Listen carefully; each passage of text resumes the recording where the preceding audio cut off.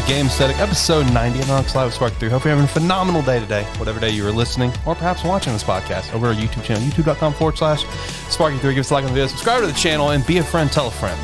The second episode in our multiple episodes covering everything that's going on right now with the Summer Game Fest period, formerly known E3 period, Jeff Keighley period, whatever you want to refer to it. I've seen it called like 4 different names online, how we want to call this. And join with me, as always, chat about everything is Zach and John. Boys, how we doing? How we feeling? I mean, I was feeling good till we did whatever the weird skit was we did, but I mean, I guess we're okay. The weird skit before we actually started the show? Yes. Did a weird skit.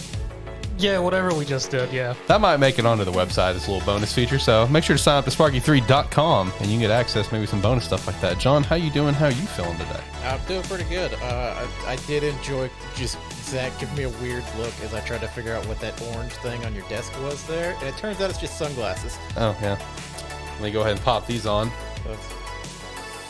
Shout out to Tyler, co-host of A Terrible Football Show. Terrible Football Show is coming back on the 23rd. Actually, my birthday. You're not wearing a fucking watch. Shut up, John. But yeah, Terrible Football Show's coming back on the 23rd. And then it'll be back sometime in July. And then be back the beginning of August with live shows. Just like how this show is going to be live at the beginning of July. So shout out to that. It's going to be fun. With a special surprise, potentially. We'll see. We'll see when we get there. And go follow us over at Twitter, at GameStudyPod. We definitely appreciate that. With that said, people don't use Twitter. That's not true. I use Twitter. He kind of uses Twitter. I'm just going to make you a Twitter. I told you to go ahead and do it. Yeah, I'm just going to make you a Twitter, and it's just going to be just a generic. It'll be that picture of you that I took with the long hair. Doesn't look like me no more. I know it doesn't. I'm going to use that as a profile picture, and I'm just going to simply make like the bio like, John does not run this account. It is just here for simple tagging purposes. You know, so I'll probably make that. You know, boys, Summer Game Fest a couple days ago, the kickoff show. Figured, we already had a full episode about that, episode 89. If you haven't listened to it, go listen to that to get our full reaction on everything of Summer Game Fest. But after sitting on it for a couple days, does anyone have any other thoughts we want to shout out real quick before we move into other stuff? We got a lot of stuff to chat about today. Quarry, Fire Emblem, some Sonic stuff, Xbox Showcase predictions, and Mario Striker, some good combos today. But before we jump into those combos, Summer Game Fest, any other thoughts we want to shout out? I still think it was a good show. Yeah, I know you were a big fan of it, yeah. I still think it was a good show. Understanding that most people were kind of underwhelmed with it.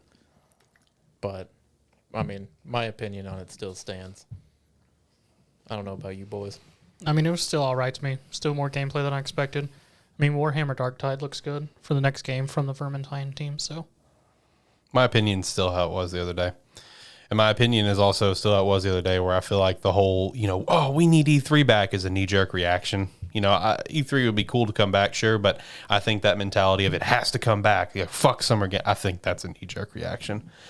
Because this year has been just mailed in by a lot of developers, so you can't really blame Jeff for the absolute blowout of a show like, let's say, he had last year. You know what I mean? Or he's had it like Game Awards and shit. So I think that's still a knee-jerk reaction. My opinion remains the same. Still, it was a fun show, about average. With that said, let's go ahead and jump into stuff. Why don't we start things off with the Quarry, the spiritual successor to a phenomenal game on the PlayStation 4, Until Dawn, made by the same company, Super Massive Games. I've only played like the prologue. That's all I kind of jumped into last night. Had a lot of good vibes about it. I really enjoyed the vibe of the game. Okay. So, number one, they're already knocking that out of the park once again. In fact, I feel like they're even, for like the prologue, I feel like they've knocked it out of the park 10 times better than like the beginning of Until Dawn, just giving easily. Yeah. I mean, it's just such a great vibe of the game, but you, my friend, you have jumped into this game. So why don't we chat about it? What you got going on? How do you feel about it? I mean, I'm enjoying it. I can definitely feel the team being more experienced on this game versus Until Dawn, just because, especially besides this, they also did their Dark Anthology set of games, which, as far as I'm aware, still missing one, because it was supposed to be a 4 set, but they only ever released 3. I don't know if they plan to go back to that 4th one at some point, but they definitely got some experience from doing those as well, because in this one, they have a narrator returning, which they did throughout all of those Dark Anthologies, which the narrator was always a great piece in each chapter, just sort of which was a nice touch, because he was just sort of there. It's just like, run you back through whatever you've done slightly and then hint at some other things possibly coming up in the next chapter for you, which could screw you over or not, depending on how you thought about it. But you talking about the atmospheric thing, it definitely has that atmosphere really quick, especially with if you go into the options, as long as you downloaded it, you can add cinematic filters. Oh yeah, it came, right, yeah. I Yeah. downloaded that. I haven't used it yet, but Yeah, I'm playing with the 80s horror, so it's a VHS tape. that actually sounds pretty dope, honestly. So it's got that freaking grid, and it's, Yeah. For you, is the game boxed in, like done in widescreen? Yeah. Okay, so it's widescreen. We didn't know if that was because I was streaming this to a group of people on Discord, so we didn't know if it was widescreen just because I did the 80s film thing, so it has that VHS tape look, or if that was just the game in general. Right. So I mean, it definitely has that atmosphere because all three filters fits with it, regardless of where you are in the game. Yeah. Here's a question for you, because like just doing only the prologue for me, this was kind of the vibe that I got, where it's like, okay, yeah, I can kind of see some inspiration and stuff. Like now that you're like, what, 5 chapters in, you said, I think? I've completely played 4 chapters after getting a chapter 5. This game to me gives me like some big vibes of like Friday 13th. Like it was kind of inspired, like there were some inspirations there. Like I'm not saying it's inspired off Friday 13th, but there's definitely some inspirations there. Do you kind of agree to that or disagree now that since you're further? I mean, it definitely has inspiration from those type horror films. I would not say Friday the 13th specifically. Okay. But it's definitely got themes from those slasher films and whatnot. But it definitely also has a bit of inspiration from more modern teen horror films as well, a bit here and there, just with how some of the stuff is going and whatnot. It is definitely a much different vibe compared to Until Dawn, which is a good thing in my opinion. Yeah. Because Until Dawn, I would definitely say, had that harder Friday the 13th vibe of there was this ever ominous presence up until it revealed the Wendigos Right. and everything. I just know playing the prologue, I was just getting like some hard like Friday 13th 2009 vibes, which also for the record is the best Friday 13th movie. You can fight me about it. I'll die on that hill. But anyway, continue with your thoughts. All right. Because I mean, as of sort of that ominous theme and whatnot, as of all the chapters I've had, that was probably the hardest one with the whole interaction in the woods and everything with the prologue. I do enjoy the way they've decided to do the tutorials. Oh, with like the Yes. little cartoony look, or whatever. Yeah, because whenever a tutorial hits, John, it has only on necessary ones does it actually force you to watch them. Most of them you get a choice whether you want to go watch it. It pops up like a safety tip because, of course, it's a bunch of teenagers, so they're running their counselors at a summer camp. So it's sort of those old style animated, hey, everybody, don't do this while out in the woods and all that kind of crap. Think of like also like a Fallout. Yeah, Fallout yeah, style. That's kind of where my brain went. Yeah, it's like Fallout is what I Yeah, thought. because the first one you see is with QTEs, and it's just like, now watch out, there's many things in there. Speaking of with the QTEs, what did you pick this up on, Xbox? Yes. Okay, I picked it up on Xbox as well. And since I've played Until Dawn so many times on the PlayStation, like the QTEs for the control stick, every time the symbol pops up, my brain keeps automatically defaulting circle button. I'll try to hit B, and I'm like, oh shit, no, it's a control stick. Well, you're gonna fuck up a lot. I know. I'm trying to get the hang of it Luckily, quickly. I don't have that issue because I switch consoles so much, so my brain just Right. naturally reconfigures. I'm jealous of that. Yeah. I mean, I don't remember what chapter shit goes down in Until Dawn, but as of going into chapter 5, shit's already happened. Shit is already going down. When did it actually really start off? It started laying the lines at the end of chapter 2, and chapter 4 shit was going down. Okay. Like, I've already seen the creature at this point in chapter 4. Okay. Don't know what the fuck it is. But you've seen it. I've seen it. It's fucked somebody up already. So, I mean, overall, I'm enjoying it, especially with having a group who's also doing the party watch thing. So it's very enjoyable and all that fun stuff. I do want to say that at this point in time, I feel like this one is very much more of a cinematic experience versus Until Dawn, which was more of a playable experience. Because I feel like I've been watching a lot more cutscenes and having just choices and then a couple control interacting moments versus Until Dawn where you had a controlling moment. You had to like explore an area right off the bat after the prologue, playing as I forget which one you're playing as, either Chris or what's her name? I forget the blonde girl's name now at this point. Yeah, I forgot her name. It's been a while since I played Until Dawn. Where you explore that the woods up to the ski lift, whatever. Yeah, up to the ski lift and everything. And then also like with the worst part of Until Dawn with Mike with the asylum. Yes. God, that was the worst. Yeah. Like for the most part, I've only had a couple like the mission immediate chapter after prologue and then a few other moments, but none of them have been terribly long besides that first interactive one. And then mostly it's been cutscenes, QTEs, and just choices, which I mean is fine with me because it makes it much more of an interactive film versus a playable game, which I'm completely fine with for this style of game. Mm-hmm. And definitely does change the vibe and everything. Okay. Cool. And which also makes me slightly understand why they said they have so many outcomes. Or it's like a, 170 something? Yeah, because there is a lot of choices. Oh, that makes sense. And just random crap. And as of now, you're at chapter 5, and I think you said to us before we started that no one's died for you yet. You managed to keep everyone alive. No one has died yet. I've definitely had opportunities to kill people. Okay. And the group I'm playing this run through, we have agreed that 2 people are dying. Rip those 2. So it being more of a, as you say, like a cinematic experience with mostly with like QTEs and choices. That yeah. You think it works better for like the group play thing like you're doing? Yes. So it's that's kind of vibe I got. Kind of more catered to that than necessarily like a single player experience. You could definitely do a single player and still have a very good time with it. I feel, in my personal opinion, I feel like doing a group play is much more entertaining just because it's more or less just getting a group together and sitting on a couch or something and watching a film that you have control of. Right. You could definitely do a single player experience. Just yeah, but from what you're saying, the vibe kind of seems like doing the group play with it like enhances it to an extent. And Until Dawn was like that too. Yeah, it was, yeah. And I mean, they've definitely hammered that in with their Dark Anthology stuff because they've allowed for the multiplayer stuff and group play and having everyone control a different character, yada, yada, yada. And that's coming to this game too. Yes, it is in this game because online... Just not out yet, right? It's July? Online play, they plan to have it out by no later than July 8th based on what the game, so they may have it out before then. Okay. But their latest date they plan for, at least at this time, is July 8th to have the online.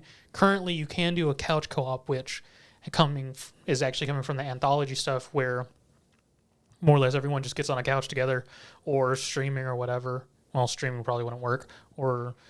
And just everyone chooses a character you're controlling. You just pass one controller around. Okay. In which I actually know, I don't know if you looked at it, there is actually a mode where you play the game where it has certain decisions already made going through the playthrough, so you have no control of it. I didn't see that, no. Yeah.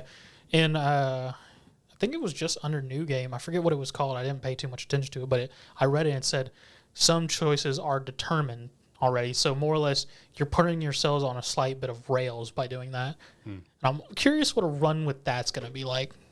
So just like Until Dawn, like, I mean, we already kind of knew this coming into it, but just from you talking about it more, just like Until Dawn, this game just has probably like a dumb amount of replayability. Because, I mean, alone, it's got all the endings to get to that, and then the potential if you want to keep yourself maybe on rails with that. There's like so much replayability to this. And one of the systems that they've brought back, which has been even Until Dawn, but they've definitely enhanced it with the anthology stuff, is they're finding clues and whatnot. Yeah. The clues and whatnot, in which they actually have a difference between clues and evidence in this game, which also helps determine what endings, because you get different lines and whatnot based on stuff you found, in which Until Dawn, it wasn't as noticeable unless you actually found everything. Other than that, there was like a couple lines here and there, but not a whole lot.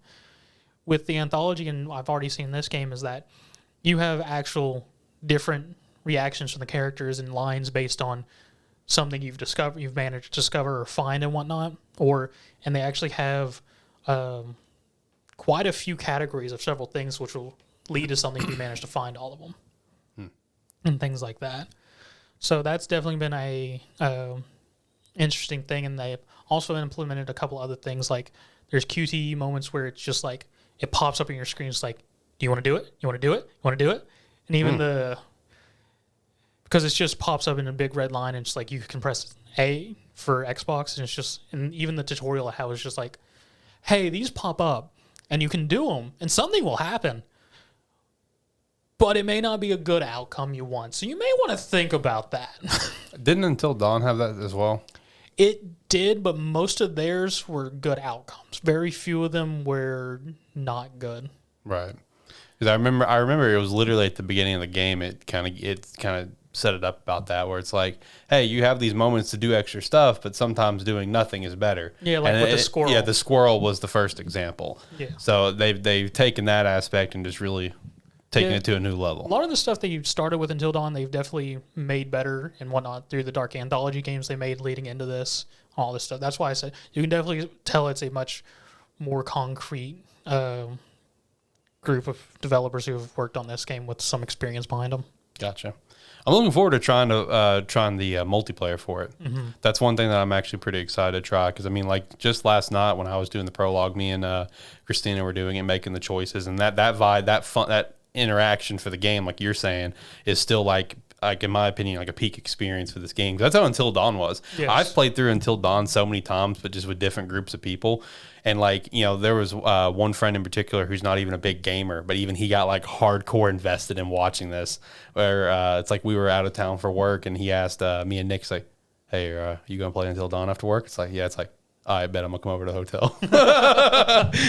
I mean, if it's anything like they've done the Dark Anthology stuff, what it is, if it's the 2-player one, what it is each person is, you're both watching it. Usually one person gains control of the character during the interaction points, but during like choices and whatnot, you each make a choice. And like, if you agree, great. If you make different choices, roll the dice. Oh, that's spicy. I like that. Yeah. And then if it's like the 5-player, which I think you could, I don't remember, Man of Medan, I think you could do like the full 5-player online. It was just literally one person took control of each character. And they were in charge, and you're just like...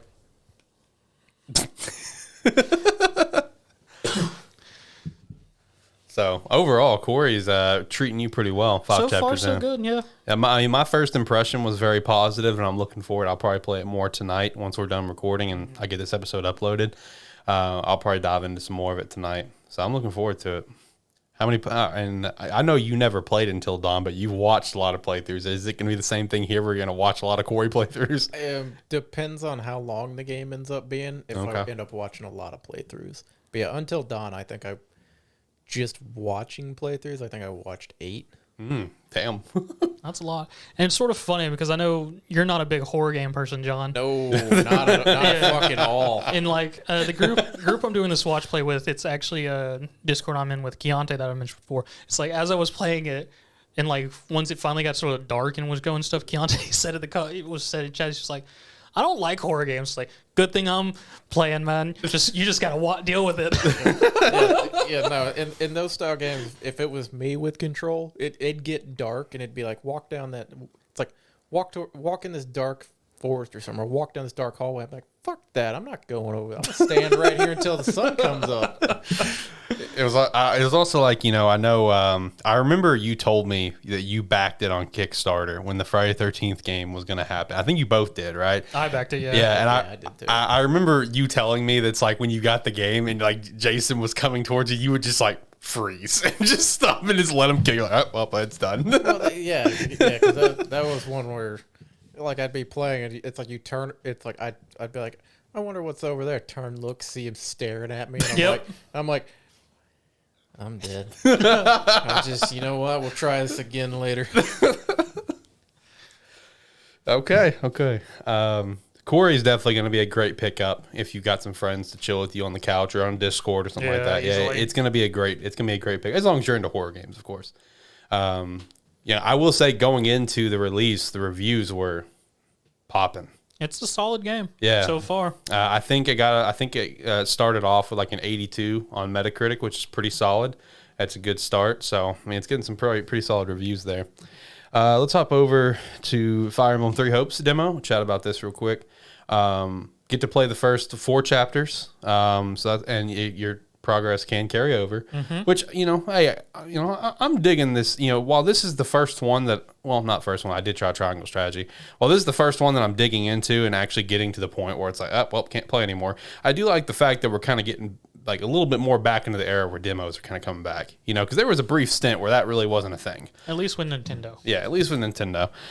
But yeah, just first initial thoughts on Three Hopes demo. How we feeling about it? I'm really enjoying it. I mean, because Did you finish a full playthrough? No, not yet. Okay, yeah, neither have I. Yeah, not yet. I'm doing the Golden Deer right now, and I'll probably do a couple more before the game comes out here in a week or two, just to do the other 2. Start off with each class, whatever. Yeah, I feel like this is definitely going to be a different story because.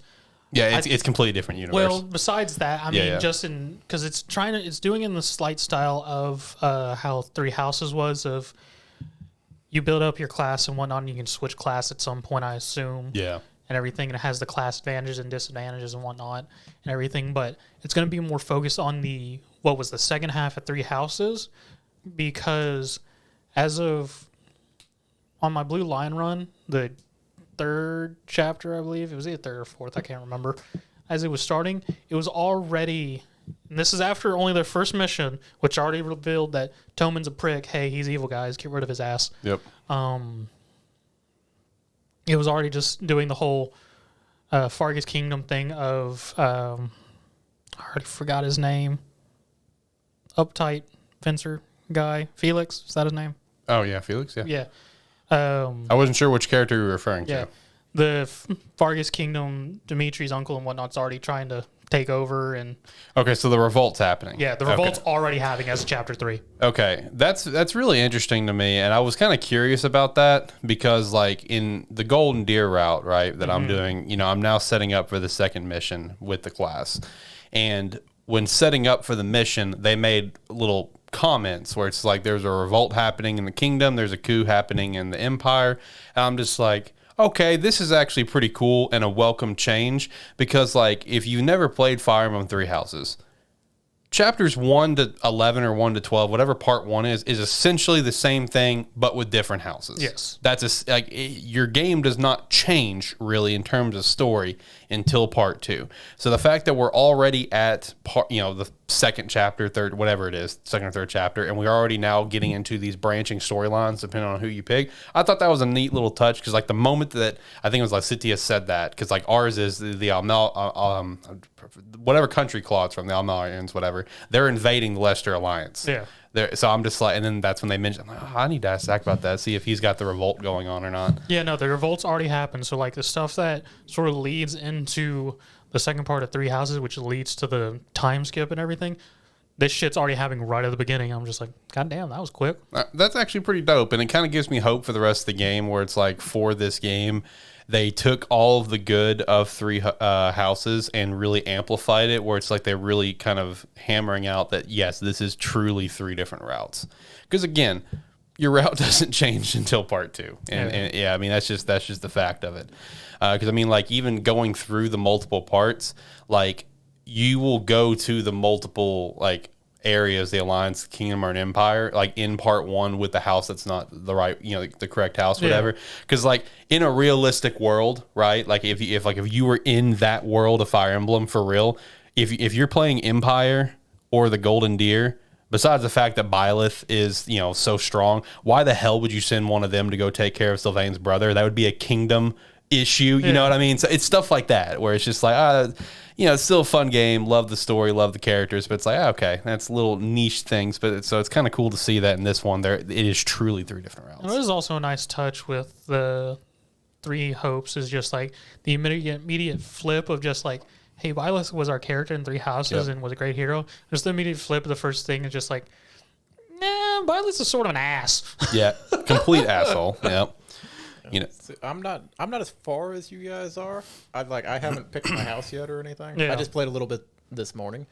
One thing I don't know if it happened to either of you, but like when it showed up and was like, pick your version of Byleth, and it's like I picked the same one that I had during my three houses playthrough. Then it then populated the name that I gave him in three houses. It did do that to me. It's like that I thought was a nice touch because it showed up. If you have save data, it should have popped up and like that, and I was like, okay, that's nice. Yeah, I like seeing that. Because I was very confused because when I did my thing and it popped up 4 and I went, the fuck? I was like, no, that's my character's name. Fuck off. I do like how in this one, because I know it's been in like previous Fire Emblem games. I know it wasn't. I know it wasn't like a hard factor in like let's say Conquest and Birthright, but like just some others. I do like the fact that we're back to a main character who is actually vocal. Because Byleth never communicated, and now Byleth's also communicating. Against voice us. actors. Yeah. So I do like that our character. What's the character? Shez, I think. Shay. Yeah, Shay. I do like how there is actual communication. It just makes it more entertaining to me, all around, because it makes for better interactions. Because like there was like one interaction that just really cracked me up, and I took a snap of it, whatever, and sent it to like Jack and a couple of friends, where it's just like he was talking to Alois. Alois just made some really really bad cringy Alois joke, and Shay's just like. Just does this and it's just silence, and I'm just like, that's a proper reaction. So the interactions are still very much there, especially with our new character Arval. I really enjoy the interactions between Arval and Shaz, like quite a bit. Like they just crack me up just because of the little stupid stuff that he says, where it's like Arval's just like, we made some mistakes along the way, and by we I mean you. And by a few, I mean you made more than average. Just bullshit like that. It's just funny to me. So I am enjoying this character quite a bit. I am looking forward to seeing how Sothis is going to play into this. That's one thing that I'm going to be looking forward to. That is what I'm also curious about as well, because it almost maybe seems like Sothis may not be with Byleth. Right. Because I forget exactly what Byleth says, but Byleth does note that you're fighting different after you awaken the power and whatnot. Mm-hmm. But you would think with Sothis that Byleth might recognize that. Yeah.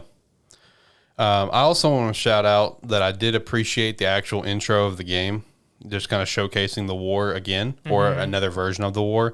The one thing I liked about it is that you actually got to see Seteth and Flame in their true states, in their true forms, whatever. Mm-hmm. Because like, if you weren't necessarily a fan of Seteth and Flame, whatever, and you didn't do anything with them in Three Houses, or, you didn't get their support dialogues, right? Like, it's just, you didn't do it if you didn't like the characters. I mean, it's just like, fuck it, I don't want to mess with you. So, I mean, there's probably a decent amount of players that didn't max out their support levels and get to watch all the dialogues. Because it was like, I think their A-ranked dialogue where it actually reveals it that, that's who they actually are. So if like a lot of people, they just do a playthrough and let's say they don't like the characters, they'll never even know. It's like, oh wait, they're the goddesses, unless you can just put 2 and 2 together. Yeah. But yeah, like that's the only confirmation in Three Houses is that there was that one support dialogue, which is their A ranked in part 2, where they openly admit who they are vocally. So I did like how at the beginning of this game you actually see them as those two saints. I thought that was pretty dope. I enjoyed that quite a bit. Nice little touch to the lore. And for anyone who never saw that, we're still very confused. See, exactly. For the people that didn't do that support dialogue thing, they were just like, wait, why are they there? So, I mean, I'm enjoying it so far. I'm stupidly pumped for this game to come out. I'm having quite a bit of fun with it right now. Because, like, the thing that I really like about it so much is kind of like what I saw people talking about on Twitter, where it's like, this is legit like a Fire Emblem game, except with Warriors, combat. Yeah. And that's the vibe that I get, even to the point, I've never played Warriors games outside the Nintendo ones, so you'd be the one to correct me and say, no, it's in all of them. But I like how, like, in the combat, you can sit there and set the different adjacent units and have, like, all the same, like, Fire Emblem, Three Houses, commands, the special skills and shit, the combat arts and stuff. I thought it was just all nice touch all around. I enjoyed that quite a bit. I mean, that's actually a newer thing in the Warriors games. And okay. That's just a thing that they've transitioned well into Fire Emblem, which fits it well. Gotcha. Yeah, super pumped to have the full release out on the 24th.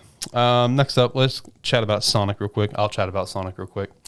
So there was a Sonic Central, which was a mess, as normal. I think the last time they did a Sonic Central, I don't even know if they still called it a Sonic Central, whatever. That one was a mess as well, where they sent it live and it fucked up and they actually had to resend it live. Mm-hmm. And they didn't have to do that this time, but the moment that it actually started, it was like, it was as if the video was playing twice, Or yeah, so like you see like them talking, whatever, and then it's like you can hear them talking, but then you can also hear them talking like 5 seconds ahead. So Sega doing their best here. This is why not every company needs to do a presentation. But I mean, it was not much. It was very lackluster. It's just like, here, enjoy this clip from this animated clip, whatever, from the Sonic Frontiers prologue starring Knuckles, and it started like coming up, whatever, and you see Knuckles standing up by the Master Emerald, and that's it. It goes away. It's like, and that was the clip. It's like, but that could have just passed off for a clip art at this point. Like, that wasn't even a clip. What are we doing? Like, you could have just posted a screenshot. Yeah, like there was no. It's like prologue will come out later. I'm like, all right, thanks guys, appreciate that. Fuck. Yeah, so Sonic Central sucked. I will say for the IGN, like as they're continuing to cover this, I didn't bother to try to dig it up to see what else it said, but there was that Sonic Frontiers leak that we chat about earlier this year that correctly guessed the name, and the leak was like from early last year, and this is when they said the game was just like, yeah, there was no way it was coming out last year, whatever, blah blah. Well, more things from that leak seem to be true, so we can probably go ahead and safely say that leak was 100% accurate, because the director of the game commented and talked about how there is a skill tree, which was one of the things that was leaked. So that's cool. I want to see that, because one of our big concerns was like it looked very tedious. So, like, maybe with the skill tree, Sonic get a little bit more powerful to actually kill these villains, where it's not like, oh, a villain, I don't want to fucking waste my time. It's going to take me 5 minutes to kill it. You know what I mean? Got to see a boss battle, which looked pretty cool. Did look pretty cool. The boss battle they showed off, where it kind of really highlighted Sonic's speed and just playing Sonic, because it was like flying around the map, and it has like basically like a giant tail that you're running on the whole time and just dodging attacks at super high speeds. I've seen a couple of pictures that people have put out from Summer Game Fest, because there is a demo there, and they even have like a little speed odometer over in the corner. Like, it showed off showed off the entire hub for the screen. Looked pretty cool, whatever. But with all this as well, this director, in the most casual way, right at the end of the interview, started talking about Sonic Adventure and Sonic Adventure 3. It's just like, and everyone's comments like, this man really just dropped that bombshell. Like, it was just so casual. Where he's just like, yeah, I would really like to make another adventure game. And he's just like, yeah, everything that we've learned here with Frontiers, I would love to apply that to a new adventure game one day. And everyone's just like, wait. Can you repeat that? Like, it was literally like the last like 60 seconds of the interview. He just drops it like it's nothing. So that is pretty cool for the possibility that they've at least explored the idea of a new Sonic adventure, as I feel like they should. But the one thing that I will say is, like, if they want to explore that avenue, they better make sure that they could do it, like, legit. Because like that, like Sonic Adventure 3, it's like putting that title out there. Oh, we're making Sonic Adventure 3. Like, it is much different than just, oh, we have a new Sonic game. I mean, it's very, very different. You know what I mean? In terms of the weight of expectations. It'll just become Sonic Adventure 06. Look, man, I like Sonic 06. If they remade that game with the proper justice that it deserves, it'd be a great game. I know, and it won't, and it probably shouldn't, because of the weight that game carries to the franchise. One lonely guy who's remaking a game from ground up. Praise Sonic, to him. Yes, praise to him. Sonic PO6 looks awesome. I will not lie there.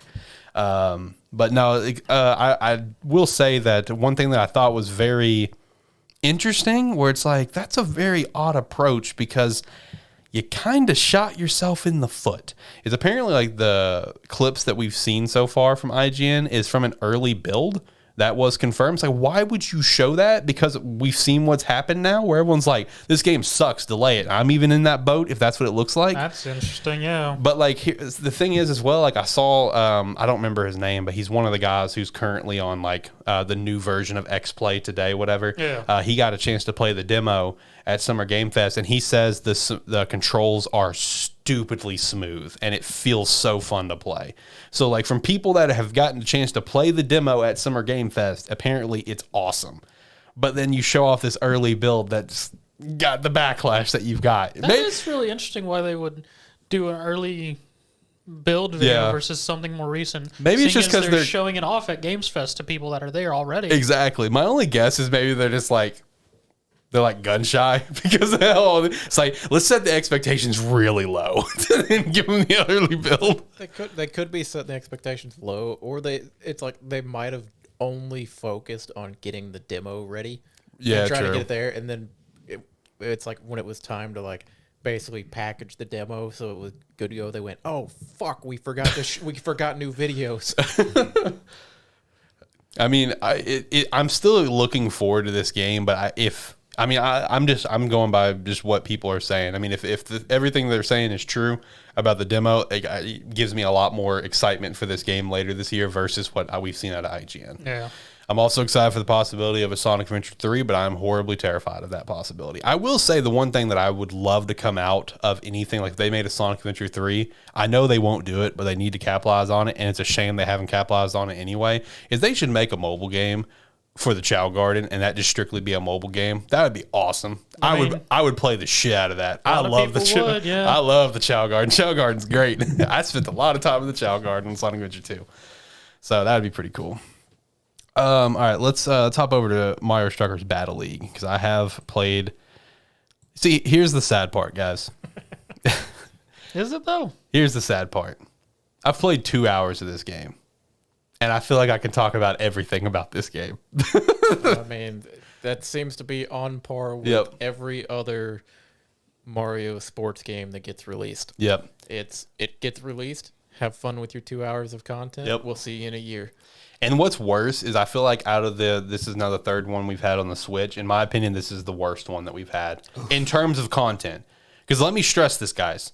Like, I'm not going to say it's as far as this, because they're two very different games and two different levels of entertainment. But there's like some Halo Infinite vibes there where it's like, dude, the game is so damn good, but there's just nothing there. You know what I mean? Because that's like the gameplay itself, the core gameplay they have made is a lot of fun. I mean, you just get in there, beat the shit out of everyone. It feels good. All the mechanics feel great. The passes, the jump passes, whatever, the lobs, everything, the super strikes, all feels super great. Visually, it's pretty dope, but it's just like, man, dude, there's just nothing there. There is just nothing there. Because at least with like tennis and golf, at least there was like that single player mode you could do, you know? This doesn't have that. Your single player mode is just doing quick play versus computers, or just doing the cups where you just play against a couple teams. That's your single player mode. Like, and what's so baffling to me is, you know, obviously I haven't tried this personally with anyone. I don't need to. I've got enough word of mouth of how it is online. But like, if you want to go play online, right? And let's say, you know, it's a 4v4 setup, right? And let's say all three of us had the game. And let's say maybe Andy too. And all four of us wanted to play. We couldn't play together. That's interesting. If you go online, you can only have a party of two. That's it. Which makes no sense to me. That is so baffling that it's a 4v4 and you can't go online with more than just one friend with you. Now, see, if you're playing locally, now this is where the game will shine. Is that if That's what I was about to ask. Is if you're local, can you? Yes. Do you have to all play on the same Switch, or is it like local? If you're local, you can actually have up to 8 players on one Switch. 8 Joy-Cons on one Switch and play this game locally. So like if you've got like, let's say like, you know, a bunch of friends that hang out all the time, whatever, you know, like a weekly thing, or maybe you got like a bunch of siblings or something. Yeah, this game would be dope for you because you can all play on one Switch. But if you're doing online, you can still you can do it where it's like, you know, two friends, but the way they have it set up is that it's only like 2 switches on a team, not 4 switches. So like, Zach, if you came over here and me and you went online and, you know, when you had it as well, let's say you and Jared, for example, was, you know, you two, we could play it that way, where we were playing like me and you at my house on my Switch and you and Jared at your house on your Switch. Then we could have a team of 4, but we can't have 4 switches on one team of all of us being friends. That makes, and I haven't tried this, but I've seen enough word of mouth of everyone online who has, and it baffles me that this is how they've made the game. Especially because, like, as you guys can agree, all the promotional material for this game was so focused on online play. The club mode, the seasons, that was the focus of the promotional material, but you can't play online. Nintendo still in 2022 manages to surprise us with how they do not understand online play. Dude, it's something different every time a game comes out. Dude, I don't get it. And here's what also... We want you to make these soccer clubs with all your friends so you can all friend and dominate the leaderboard. Yes. But you can only do it 2 person at a time. And like, your clubs go up to 20 people. Like, what the fuck? man. But you can only play with one friend at a time in a party? You got to start making those club alliances and just start teaming up and being like, all right, we're going to team up. We're going to take out those clubs. Man, like, I just don't get it, dude. I really don't. And, like, here's also the thing about the whole club thing. Like, the game released, Friday, but the first season doesn't even start for 10 days. Oof. Like, bro, what are we doing? Like, I don't get it. It's that preseason, Alex. People got to get in that practice. Man, like I said, the core game, fun. Everything about the game, dude, this is the most barren game that they've released so far of sports games. And there's two things about this that's very unfortunate. Number one, we're now 3 for 3 on content releases for these sports games, right, of where they come out barren. This gives me no hope for a baseball one, and that's the one that I've wanted the most because I love the Sluggers games. But this gives me no hope for a baseball game. I'll still buy it day one because I'm a Nintendo simp, and I love the baseball Mario games, but I have no hope for the game. If they pull off Wii Sports without issue. Right? I don't know. But Switch Sports, not Wii Sports. But here's the other thing, and I didn't even think about this because this applies to aces and golf, and now this one as well. Someone else pointed this out in a video I watched today, and I'm like, shit, yeah, that's a good fucking point. Is like, you guys got to think about it. Like, how barren this game is, that's the game in 20 years. Because all the extra stuff they're going to come out with, you're not going to be able to get it. So, like, I just picked up Strikers for the GameCube recently. Yeah. I think you did as well, right? Not Strikers. No. Okay. Well, I picked up Strikers for the GameCube recently. I could still pop that in, have all this great content, have an awesome time. And that's why it's like, it's heralded as such a great game. It's 20 years later, we can still pick it up and have a great damn time. But think about it, like, this game in 20 years, maybe some people want to go back to it. There's nothing to the game. You can't get, like, the extra characters because the base cartridge is not going to have it. Correct. So it's like, I didn't even think about that, with the previous two sports games till, like, someone mentioned it today. I'm like, damn, that's a good point. No, this is just unfortunate. That I don't know. I don't know what the deal is about this. This is ridiculous to me. It's just those cash grabs. It is, man. And unless you're like a hardcore Strikers fan that just really wants to just play Strikers nonstop, just don't buy this game. Just wait for it to go on sale. Wait for it for a year from now when other characters come out. Because, like, they've done a lot of stuff right. Like, I feel like the customization's pretty dope. There's not much, like, in terms of gear. Like, there's only 4 pieces of gear per type, gloves, shoes, whatever. But I mean, like, the customization is pretty cool because you can just adjust all the stats for everyone, like make Toad even faster, Donkey Kong even stronger, kind of balance it out where you add speed to Donkey Kong. You can't make them super fast, but get them faster. Like, the customization's cool. Like, I do like that quite a bit, but man, the game is barren as shit. So 2 hours, I played everything. It's unfortunate. Fun game though. And what also kills me is that it's still made by the same studio who made the first two. I want to stress that too. Next Level Games. Oof. Yeah, who also made Luigi's Mansion 3 and Luigi's Mansion 2. Like, they've made a lot of great games for Nintendo, right? Metroid, Federation Force, that one's kind of like, not Metroid fans isn't the biggest fan of that one, but they've made some pretty notable games for Nintendo, and then you do this. You drop a turd on the table. Oh well, here's what it is. All right, let's finish up our talking points here with Xbox Showcase. Normally, this probably wouldn't be on our show because of just our normal release schedule. But since this episode is coming out literally the day that we're recording it, it is in time for the prediction for the showcase tomorrow on Sunday. And I will say my first initial impression going into tomorrow, and I really wish I could reel it back in. I really, really do. But I will admit I'm going in with very high expectations of this show. Why? From a lot of things I've been hearing. I've been hearing a lot of chatter about this show because you also have to think, like, at this point, Xbox is mailed in this year, so we're going to see a lot of dope stuff that would be 2023 and potentially beyond. We'll see. And plus, it's a lot yeah. I do think this is going to be an absolute banger of a show, and I'll go ahead and say I think it's going to be the best show of this period. It'll be better than the Nintendo Direct that comes out. It'll definitely be better than Summer Game. This will be the best show that we'll have, in my opinion. Yeah, and then cut to tomorrow. Yep. When we talk about it, he's going to be the disappointed. That show was a solid D. Like, it just didn't have anything there. You're saying you're predicting it's going to be better than the Nintendo one, man. Nintendo this time of year. Nintendo's the only people who haven't called it in this year. It's like Nintendo is the only one that at this time every year everybody's fucking raving about afterwards. It's like the other ones, they get a good one every 3 years. Nintendo, it's a fucking banger every year. Yeah. Shoot, Nintendo's gonna have time to flex and go like, by the way, our movie's coming out on Christmas. No, I got delayed. Oh, did it get delayed? Yeah, it's delayed next year. Oh, damn. I didn't hear that. Yeah, with this, you're gonna get all excited about these 2023 games, and then Nintendo's gonna come in and go 2022. Bitch. Yeah, here we go. Yeah, no, you're right. I'm excited for both. You know, like what you just said, they haven't even announced it, whatever yet. But I mean, Nintendo, like when it comes to their direct, it's usually like the day before, 2 days before. Hey, there's a direct in like 2 days. Yeah. It's like Get ready. It'll just be like a tweet will come out. Nintendo Direct tomorrow, 11 a.m. Yep. Because they don't give it time to build hype. They just go, here it is, show up. Yeah, the only times they ever let it build hype is at when it's been E3. They'll announce it a week prior, but that's it. Yeah. But yeah, I would keep an eye on Twitter Monday and Tuesday because that'd be one of those days they would announce it if it's happening this week. Because it's also the possibility it just doesn't happen this week. Like, that's a real, like Nintendo could just say, we'll wait till the end of the month. We'll wait till July. That guy, after he screwed up and sent out those emails on accident, Nintendo's like, Man. fuck it. Man, dude, I'm telling you, I heard some more info about that as well, where people found out who he was, who the content creator was, and like there was the video I sent you guys from RGT, whatever. Yeah. He made another video about it because Neil White obviously got revealed at Summer Game Fest, and he said that he actually was reached out by 3 different gaming publishers that thanked him for that video and asked him who the content creator was so they could blacklist him. Oof. Yep. Wow.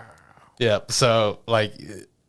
Some other rumors and some other conversations that I've kind of followed about that topic, that whole situation, is that Neon White wasn't even supposed to be at Summer Game Fest, but apparently the word is that Nintendo was breathing the fuck down their neck because of what happened. So basically they just went and pulled a favorite old Jeff Keighley, and Jeff's like, yeah, I'll help you out. Here you go. That's what I heard. I don't know if that's true, but that's what I heard. If so, shout out to Jeff. But yeah, just general kind of predictions. How we feeling going into tomorrow. Like I said, I do think it's going to be a banger of a show. In terms of what we're going to see there, obviously Starfield is one of the main ones. We will see Starfield.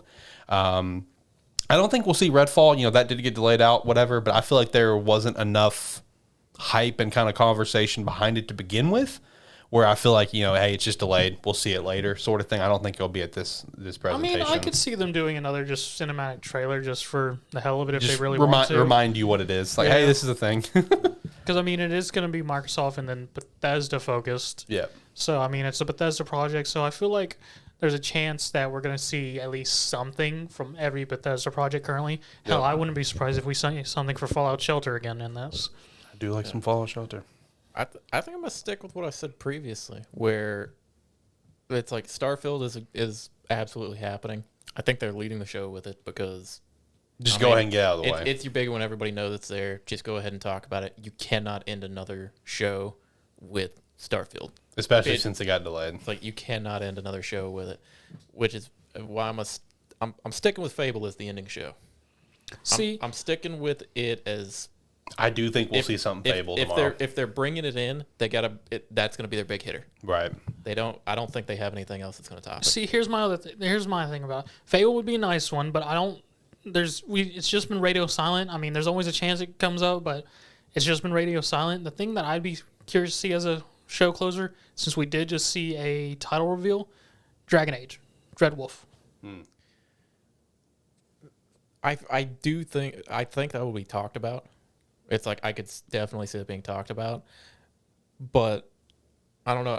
I know both Bethesda and Microsoft, they like their closers. Yeah. To be like first party. They're first like, party. Yeah. They're like, with this one, you didn't expect this one to be there, or we just haven't talked about it. You thought we forgot. I mean, I feel you there. I mean, it's like I wouldn't be surprised by something Dragon Age being there, just as a kind of like a show of like, hey, we finally talked about it. Let us actually show you something now, or let us tell you a little more about it. Because I mean, I assume BioWare would be hopefully at this show. I can always assume Dragon Age, and maybe hear something again from the 4th or 5th Mass Effect game. I think that one's going to be on the shelf for a little bit. I feel it will be too, but I mean, can always hope. Yeah. here's a thought that someone threw out there. This isn't anything that I had like, oh my god, I've heard these rumors about. Just an idea that was kind of thrown out to kind of bridge the gap. Because obviously with Elder Scrolls 6, we are years away. I mean, it's like 2025, 2026. But what do you guys think about maybe doing a remaster of like Oblivion or Morrowind? Oblivion is the one that where I saw this conversation kind of talked about. I feel like that's something they could do just to kind of bridge the gap, you know, like, hey, it's going to be a while here. Enjoy this in the meantime. I feel like if they were going to do one, Oblivion would probably be the better choice. I mean, Morrowind has its fan base as well, but Oblivion definitely led to getting us the systems that we currently have. Yeah, I would love an Oblivion remaster because I'm one of the people that still prefer Oblivion over Skyrim personally. But even with those two still being super, I could even see maybe a combo set of a remaster Oblivion and upscaled Morrowind. Any thoughts on that? Yeah, I don't think it would be Morrowind. Kind of like what Zach's saying. It's like it's got. I think it has the more passionate following. That's true. But it's the smaller following. Whereas Oblivion, like when you talk about Elder Scrolls games, like everybody has their, or most people will talk about like Oblivion being the game that really drug them into it. Yeah. It's like I didn't play Oblivion a whole lot, but it's like that wasn't any fault of the game. It's like that was just it was one that I had, and then it was distracted by all my other games at the time. That's fair. So if it did come out as like a remaster or something like that, it's like I would go back and play it for sure. But of the two of those, that one makes more sense. Right. Still just talking about Bethesda here. Do you think we'll get to see anything on this Indiana Jones project? Because like we still haven't seen anything about it. Like, do you think this is the time to show something, or is it going to possibly be another time? I mean, depending on where their other projects is, I mean, this would be a good time for just do like a reveal trailer. I don't think we would see anything concrete about it. If we did see anything concrete about it, it would be very surprising. But at the very least, maybe a reveal trailer. Yeah, maybe like a little 10, 15 second, like here's what it is. Here's the logo. Yeah, It's here's like kind of what it's about. Here's like a cinematic overgrow of like a temple or some shit like that. You know, pulling away, I'd just like to throw out one. One I'd like to see more on would be Outer Worlds 2.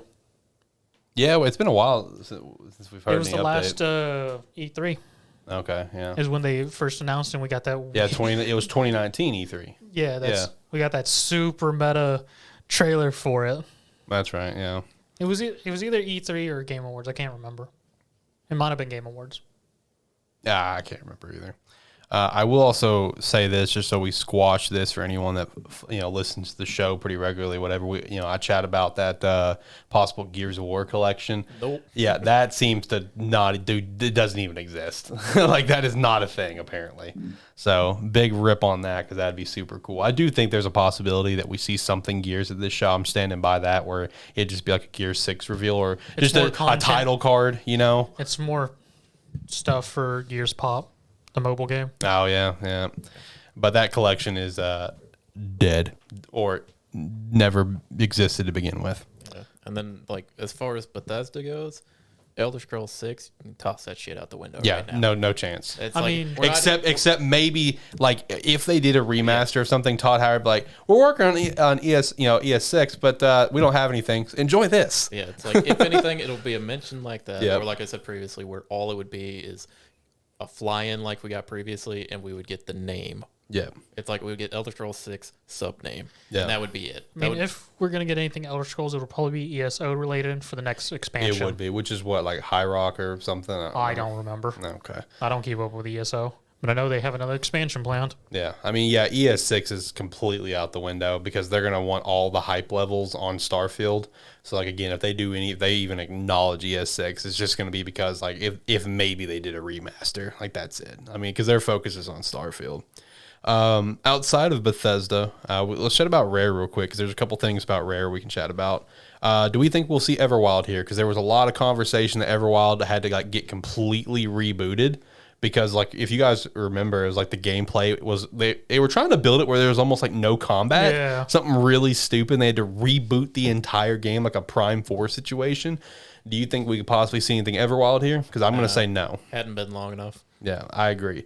Now, here's a question, though, for you boys. all these leaks and stuff involving a GoldenEye remaster, is it going to be here at this show or is it going to be at Nintendo? Because here's a little fun fact for you: the GoldenEye like remaster or remake in this case, I think it's a remake, was supposed to happen like years ago, but Nintendo pulled out at the last second, and that's why it never happened. So, Nintendo does have a lot of leverage in this game, even though the IP is owned by Rare, which is owned by Microsoft. But Nintendo is one of the publishers. Like, they have a lot of power in this. Do you think GoldenEye could be revealed here or at a Nintendo showcase? Games that will be with Nintendo, but like feature on other platforms, that Nintendo is usually the last one to do their showcase, no matter what time of year it is. They're usually pretty good about letting other people reveal it and then doing the big in-depth during their show. That's what I was going to say, because I was going to say, if we do see it, I would see they would show it off in the Microsoft showcase, and we'd see a gameplay or something or another at the Nintendo. It's like Nintendo would talk about it, and then their like treehouse thing that they always do afterwards would be about that. Right. I can agree to that. I feel like seeing this GoldenEye remake or whatever, I want to say it was remake, not remaster. I think it will be at this showcase, because we saw all the achievements leak online. Like, they got updated early on the achievement whatever website, whatever it's called. So this is real. Like, it exists. It's just a matter of when it's going to come out. I feel like tomorrow could be the day it gets revealed. Or if it doesn't get revealed tomorrow, apparently the anniversary for GoldenEye is in September. So it could be just revealed there instead. Now, another thing involving Rare that I have seen a lot of chatter about these past few days is that something Banjo will be there tomorrow. Don't know what. Don't know if it'll be a Kazooie, and Tooie like remasters, like upscaling it or something. Don't know if it's going to be that. Don't know if it'll just be a simple like new Banjo-Kazooie in development. Or no idea. But something Banjo will apparently be there. Rhythm game. Something Banjo will be there. No, I've seen a lot of conversation from a couple of like game developers and stuff that I follow, where they, like one being like MVG, for example, Modern Vintage Gamer. He flat out says, "Look, I'm not an insider. I don't try to be an insider. I'm just a game developer." But for like the last year, I've heard a lot of people chatting about Banjo, that something Banjo is in the works. And there was this thing recently where it's just so stupid. And when I saw it, I'm like, that is the dumbest thing ever. But it's like, now look at it, I'm like, is it the dumbest thing ever though? Is it, people like to track, everything Phil Spencer does with his game, whatever. Yeah. And it was about a month ago. He randomly got on Banjo-Kazooie, played 37 minutes. Yeah. Exactly. Got one single achievement of Get Jiggy. Got off the game, hasn't played it since in a month. So everyone's like, is something Banjo coming? Is that a hint? Because, I mean, Phil does do shit like that, because anytime, like, Phil is on the screen, in his office, everyone pauses it and looks all around his decorations, because he usually puts stuff up as hints. Yeah. He's done that before, so maybe something Banjo is actually going down, because, like, I've heard a lot of chatter that, yes, something Banjo will be at this show. It's just a matter of what is it going to be. No one knows. Imagine he wants to do that gag, and he logs in, he plays it, and he gets the wrong achievement.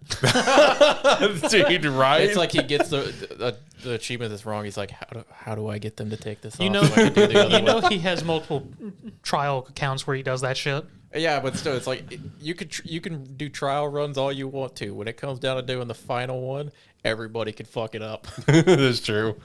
No, I will say, I feel like for the Banjo franchise that has obviously been dormant since 2008, minus, just rare replay releases, other releases, whatever, now the NSO releases. Shit, I need another Camino game. Be quiet. You talking about the Elements one? Yeah. Be quiet. Fuck you, Mr. Sonic 06. Yeah, I was about to say, you've gone on multiple rambles about Sonic 06. You can sit back in your chair for a minute and let the man talk. No, I feel like the best thing for Banjo would just to be like do a very clean, justified remaster of Kazooie and Tooie, regenerate some hype for the franchise again, kind of get it back on track, whatever, and then look to do maybe the fabled Banjo 3 that they were working on before shit kind of hit the fan. That could work, but when you saying that, I would like to point out to Crash Bandicoot and the Crash trilogy, and then the reception that was Crash 4. I mean, that is true. Well, Crash 4, started to pick up in terms of sales and reception stuff once it finally released a Switch later on. Switch effect, strikes again. where it raised a lot of questions. Like, man, just imagine what this game could have done if it just released on the Switch immediately instead of releasing like a year later, or whatever bullshit it was. But yeah, but that is a valid point. That is a valid point to be considered. And I can only hope that since Banjo's going to be coming back, Conquer can come back at some point. But I know it won't. That's a dead one. Have you guys seen the last attempt at a Conquer game? Nope. It was in 2016. It was called Young Conquer, and it was an abomination. When you get a chance, just look it up because it is an abomination. Like, was it something that actually came out? No, it was something that they showed off and was going to come out. I want to say it was supposed to be like a Connect game, maybe. I don't know, but like think of like how bad Sonic's original model looked for the movies and amplify that by 10. That's what Conquer looked like. Like it was an abomination, and it got canned so quick after they showed it off. Like, and they were showing off. They showed off the game like, oh, this is what we're gonna get. It got canned very quick after that because of how bad the reception was. So Conquer's dead, but it is what it is. So some other things here is I've heard about this like the past year, and I think we've chatted about it at one point in time. But apparently, 1 versus 100 could potentially make a comeback, which I would love that. I loved 1 versus 100. That was some good times in the 360. I mean, that would be a very interesting. I love 1 versus 100. I saw you put that in there, and I didn't realize you were actually saying 1 versus 100. Yeah, dude. Oh my god. I mean, we talked about this for that. Yeah. They have something in the works, whether it's a new 1 versus 100 or it's going to be something of trivia based like that. Oh man, that was one of the most ridiculous things that they ever did. But it was such a great dumpster fire, dude. It was amazing. I mean, it worked out very well for them. Dude, that like in that era or whatever, that was like the hardcore Halo 3 era for me. That was the only thing that could immediately make me jump off Halo 3. I'm sitting there playing the game and I get the notification, 1 versus 100 is about to start in 15 minutes. All right, guys, I gotta go. It's like I gotta go jump in 1v100. Yeah, because I think there were multiple times we were playing and it's like, oh, it's happening. We'll be back after this. We go jump out to get into it. Yeah, no, we could see maybe something involving that tomorrow. That is a possibility. I've heard a lot of chatter about it last year.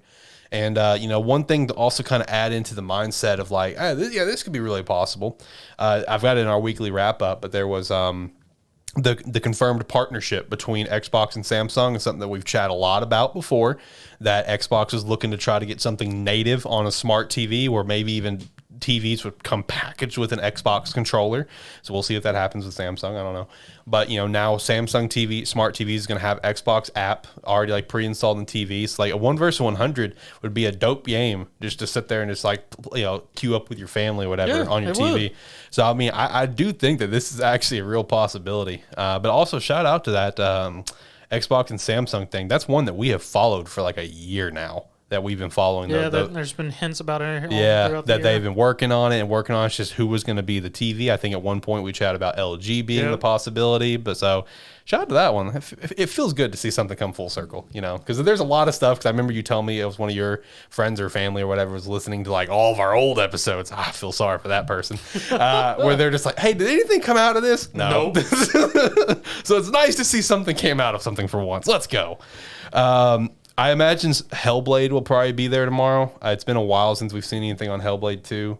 Contraband, that was one that was revealed, I think, last year. Yeah, it was last year. And it was just like a title card, and that's it. We have no idea really what the game is. It was just a cinematic title card. I mean, all we got was it's supposed to be a co-op-based game, co-op-focused game. Gotcha.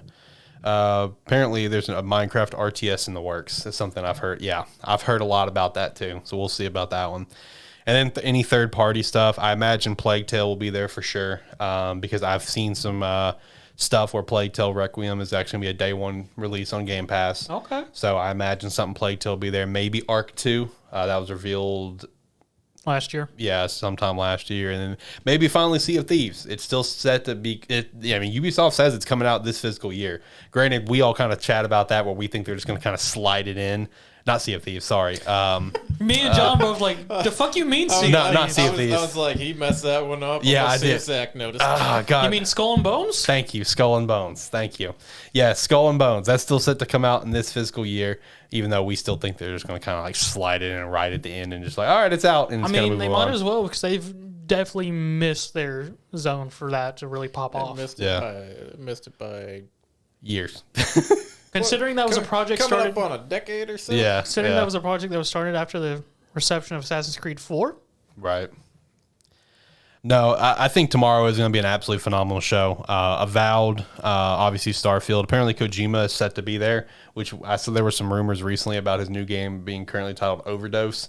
Don't know if that's just his new project or if it's that Xbox project he signed on for. You know, Yeah. I don't know which, but apparently he'll be there.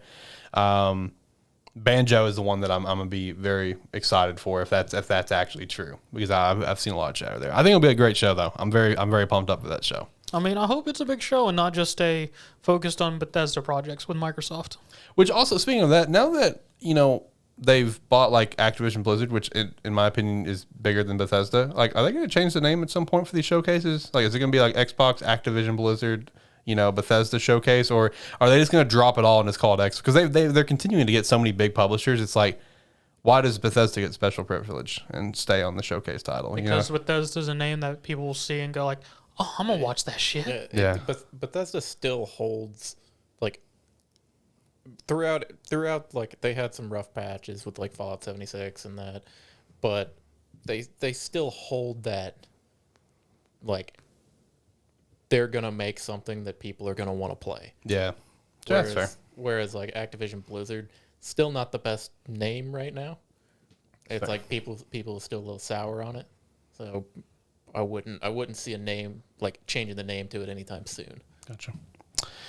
All right. Next couple things for the weekly wrap up. One of them, actually, this is pretty legit because it's from a pretty legit news source that we like to follow here. Bloomberg reported that God of War Ragnarok will be coming out this November. So that's pretty massive. That is very interesting. That is pretty massive. That's from Jason Schreier himself, I believe, is who reported that. I want to say they have a couple of reporters for Bloomberg, but I want to say it was Jason Schreier. But that's massive. And I saw someone make a joke, just like, man, it'd be really funny if Sony released that on 11/11 since Starfield got delayed, like a middle finger to That'd Xbox. be fun. That would be so funny. I would love to see that personally. I think that'd be hilarious. That'd be such a middle finger to Xbox. But no, God of War Ragnarok still apparently coming out this year. That is big, and now it's just a matter of when we're going to get that release date from Sony.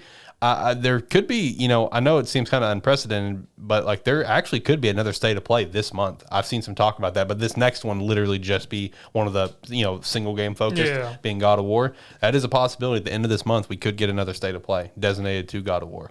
So, but yeah, sometime in November, release there. And then the last couple things here for the weekly wrap up, both Pokemon related. The internet has unfortunately been slain. We tried our best, but it's not going to happen. Leak from the Cringe Riddler. He did say that Sprigatito will stand up in his final evolution. Yeah, so fuck you guys. I know why you say that. It's because it's you with Litton, right? Like I know that's how Josh feels. Josh is like, fuck you. Now you know how I felt. Fuck you. Okay, the thing is though, Cineroar is fucking badass. Cineroar is pretty cool. You go and get a weird looking green thing. I'm gonna get apparently a Pokey waifu, is what the Cringe Riddler said. I can only hope that the duck turns into Johnny Bravo. Apparently, the Cringe Riddler said that Quaxley has the coolest evolution of the three. I just hope he turns into Johnny Bravo. That would be pretty dope. Yeah, I would enjoy that. I also want to detail more about like when he was talking about like waifu Pokemon. Is that like he specifically named multiple fetishes that people have? That's just like, don't worry, if you have these fetishes, you're good to go. Or it's just like if you have a fur fetish or this fetish or a lolly fetish or this or that, it's like, hey, you're going to get a Pokemon. And everyone's just like, I appreciate the leaks, but why are you like this? So, I hate that he's the insider that we have. We don't have to shout him out. You don't have to say these things.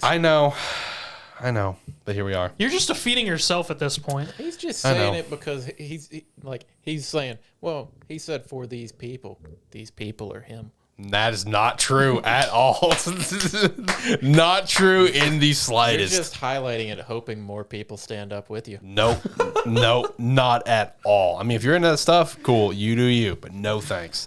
And then the last little thing, I thought this was a very interesting fun fact, is that apparently when Pokemon Red and Green was being worked on, the original vision was they wanted 650,000 different variants of the game.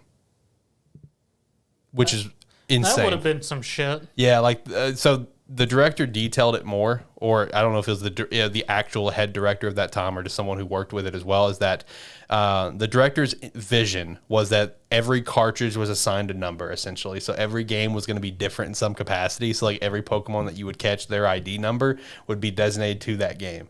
So, oh, that would have been atrocious. Yeah, that was an actual possibility that almost happened, and everyone was trying to ring. This is the head director of the game that was wanting to do this, and everyone's just like, just 2 variants is fine. Just please, just 2 variants is fine. And that's how we got red and green. But I thought that was a nice little fun fact. I want to shout that out. All right, boys. Last thoughts. I think that's everything for today's show. I'm going to turn around, get this uploaded within the hour.